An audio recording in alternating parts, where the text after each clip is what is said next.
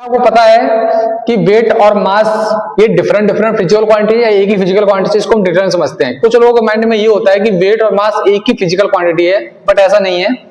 Wait को हम बोलते हैं भार और मास को बोलते हैं द्रव्यमान। ये दोनों अलग अलग फिजिकल क्वांटिटी है, उसको हम समझते हैं।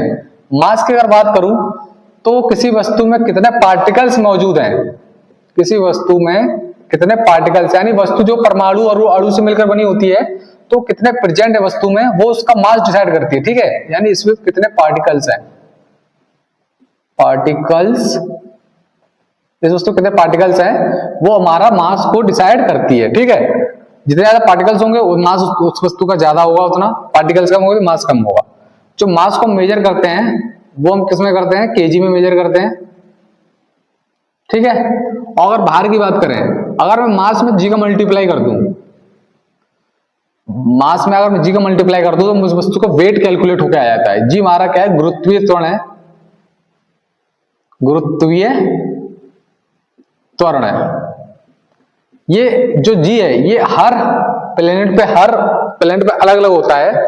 यानी अगर जी अर्थ पे बात करें तो अलग होगा, मून पे अलग होगा, और अलग अलग प्लेनेट पे अलग अलग होगा। यानी जी डिसाइड करेगा कि वस्तु को भार कितना होगा। अगर मैं पृथ्वी की बात करूं, एग्जांपल अगर मैं पृथ्वी के लूं, तो अगर किसी वस्तु का द्रव्यमान मास 50 केजी है तो उसका अगर वेट कैलकुलेट करूं तो क्या होगा, तो वेट अगर निकालूंगा तो फॉर्मूला एम और जी लगाऊंगा, तो मास है 50 और जी की वैल्यू अगर लूं तो जी की वैल्यू लगभग 10 के बराबर होती है।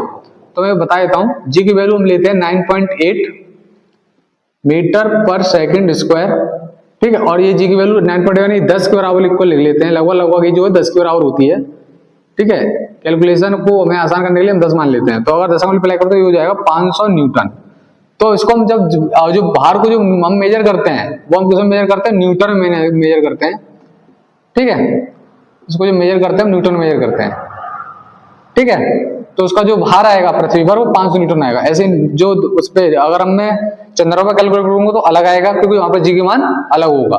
ऐसे जुपिटर बहुत सारे प्लेनेट पे अलग अलग होगा, तो वहां पर जिसका जी अलग होगा वहां पर जो भार है वो डिफरेंट आएगा, वो जी की वैल्यू पर डिपेंड करेगा। ठीक है, ऐसी लॉजिकल वीडियो के लिए बने रहिए, मिलते हैं नेक्स्ट वीडियो में।